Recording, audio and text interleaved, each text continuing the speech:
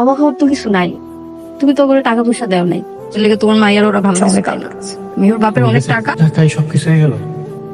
আমি ওরে টাকা দিই না দেখে ওরা ওরা আমার মায়ের আদর করে না তো, তাই না?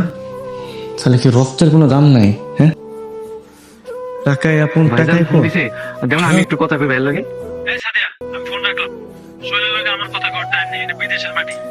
বাবা তুইও ছিলাইছস। দোয়া করি সবসময় তুই তাড়াতাড়ি সুস্থ হয়ে বাড়িতে ফিরা।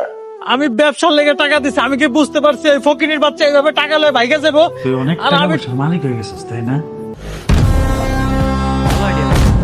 যাও যাও, তুমি রেল লাইনে গিয়ে মরো। টাকাই কি সব? টাকা থাকলে কি সত্যিই সবাই আপন হয়, আর না থাকলে রক্তের সম্পর্কের মানুষও পর হয়ে যায়? এমনই এক বাস্তব আর হৃদয়স্পর্শী গল্প নিয়ে আজকের ভিডিও। গল্পের শুরুতেই দেখা যায় ছোট ভাই সোহেল বিদেশ থেকে হঠাৎ অসুস্থ হয়ে খালি হাতে দেশে ফিরে আসে। কোমরের গুরুতর সমস্যার কারণে সে আর ভারী কোনো কাজ করতে পারবে না। কিন্তু বড় ভাই মোর্শেদের ঘরে পা রাখতেই সোহেল বুঝতে পারে টাকা ছাড়া এই দুনিয়ায় তার কোনো মূল্য নেই। বড় ভাবি তো সরাসরি শুনিয়ে দেয় খালি হাতে ফিরে আসা মানুষের এই সংসারে কোনো কদর নেই।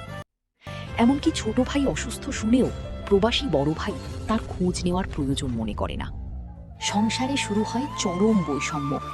বড় ভাইয়ের মেয়ের জন্য যেখানে দামি চকলেট আর আদর, সেখানে ছোট ভাইয়ের মেয়ে মুক্তা পায় শুধু অবহেলা। একদিন সামান্য একটু ছোট মাছ রান্না করা নিয়ে বড় ভাবি সোহেলের বউ লতাকে চরম অপমান করে এবং পুরো পরিবারকে শুধু ডাল ভাত খেয়ে থাকার নির্দেশ দেয়। নিজের ভাইয়ের এমন আচরণ আর সংসারের এই রূপ দেখে সোহেল ভাঙা মনে শুধু একটা কথাই ভাবে, ঘোড়া যতদিন দৌড়াতে পারে ততদিনই তার কদর। এরই মধ্যে সোহেল তার বড় ভাইয়ের সাথে ফোনে যোগাযোগের চেষ্টা করলে বড় ভাই তাকে সান্ত্বনা দেওয়া তো দূরের কথা, উল্টো গ্রামের মানুষের সামনে তার নামে দুর্নাম ছড়ানোর অজুহাতে তাকে অপমান করে ফোন কেটে দেয়। টাকার অহংকারে অন্ধ হয়ে যায়। কিন্তু কথায় আছে না, ভাগ্যের চাকা ঘুরতে সময় লাগে না। লোভ আর অহংকার মানুষকে কিভাবে রাস্তায় নামিয়ে আনে তার প্রমাণ মেলে একটু পরে। বড় ভাই মুর্শেদ দুবাই থেকে লিবিয়ায় এক বন্ধুর সাথে পার্টনারশিপে ব্যবসা করতে গিয়ে চরম প্রতারণার শিকার হয়। তার বন্ধু প্রায় 1 কোটি টাকা নিয়ে পালিয়ে যায়। মুহূর্তের মধ্যেই কোটিপতি মুর্শেদ পথের ফকির হয়ে দেশে ফেরে। আর এই খবর জানা মাত্রই স্বার্থপর বড় ভাবি রত্না তার স্বামীকে এক মুহূর্তে ফকিনীর বাচ্চা বলে গালি দিয়ে নিজের আর মেয়ের ভবিষ্যৎ বাঁচাতে বাপের বাড়ি চলে যায়। যে টাকার জন্য মুর্শেদ নিজের ভাইকে পর করেছিল, আজ সেই টাকা না থাকায় তার নিজের স্ত্রীও তাকে ছেড়ে চলে গেল। শুধু তাই নয়, মুর্শেদের টাকার পিছনে ঘোরা স্বার্থপর বোন আর দুলাভাইও তাকে ফকির দেখে মুখ ফিরিয়ে নেয়। গল্পের সবচেয়ে বড় চমক আসে তখন, যখন সবাই ভাবছিল সোহেল বোধহয় শেষ হয়ে গেছে। কিন্তু সততা আর আল্লাহর ওপর ভরসা রাখলে মানুষ কখনো হারে না।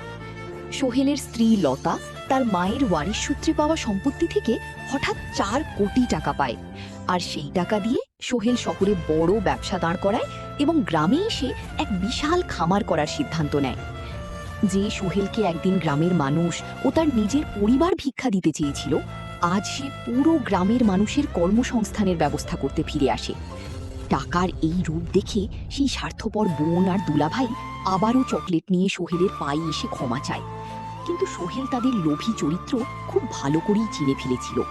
টাকা হারিয়ে পাগল প্রায় বড় ভাই যখন গলায় দড়ি দিয়ে আত্মহত্যা করতে যায়, তখন সোহেল তাকে বাঁচালেও টাকা দিয়ে সাহায্য করতে অস্বীকৃতি জানায়।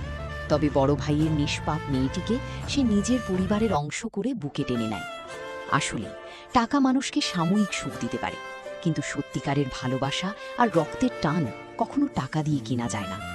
এই গল্প আমাদের শেখায় অহংকার পতনের মূল, আর সুসময়ের কোকিলরা কখনো দুঃসময়ে পাশে থাকে না।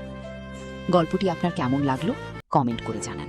আর এমন সুন্দর সুন্দর গল্পের রিভিউ পেতে চ্যানেলটি সাবস্ক্রাইব করতে ভুলবেন না। ধন্যবাদ।